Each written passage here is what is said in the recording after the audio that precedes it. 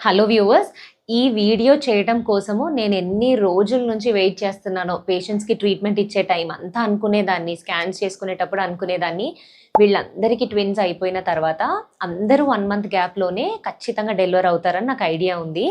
So వీళ్ళందరివి ఒకసారి video చేసి పెట్టాలి. అసలు ట్విన్స్ అనేవాళ్ళు ఎంత బాగా న్యాచురల్ ప్రెగ్నెన్సీలో అయినా, ఐవీఎఫ్తో కన్సీవ్ అయినా, జస్ట్ అంటే ఓవ్యులేషన్ ఇండక్షన్ ద్వారా చిన్న చిన్న మందులు వాడి ప్రెగ్నెన్సీ తెచ్చుకున్న వాళ్ళ గురించి నేను ఇవాళ చెప్దాం అనుకుంటున్నాను. చాలా మందికి ఫ్రీక్వెంట్ డౌట్ కదా, ట్విన్స్ అవుతారా మేడం, ట్విన్స్ అవుతారని. ఎస్, మా టీనా ఫర్టిలిటీ అండ్ ఐవీఎఫ్ సెంటర్లో చాలా ట్విన్స్ అవుతున్నారు. అందరికీ పెళ్ళిళ్ళు అయిపోయిన తర్వాత మాకు ట్విన్స్ పుడితే బాగుండు అని అనుకునే వాళ్ళే చాలా మంది ఉన్నారు. మేడం మాకు ట్విన్స్ అవుతారా ఐవీఎఫ్ చేయించుకుంటే అని అడిగే వాళ్ళు ఉన్నారు.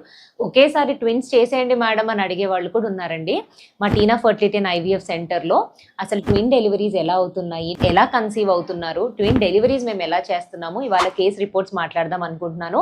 Just with in 1 month of గ్యాప్లో నా దగ్గర 7 ట్విన్స్ డెలివరీ అయ్యారు. 7 ట్విన్స్లో 5 మందికి ఐవీఎఫ్ చేశాను. ఇంకొకరు వచ్చేసి నార్మల్ మందులతో అయ్యారు, ఒకరేమో న్యాచురల్గా కన్సీవ్ అయ్యారు. సో ఇవాళ ఆ కేస్ రిపోర్ట్స్ మనం చూద్దాము.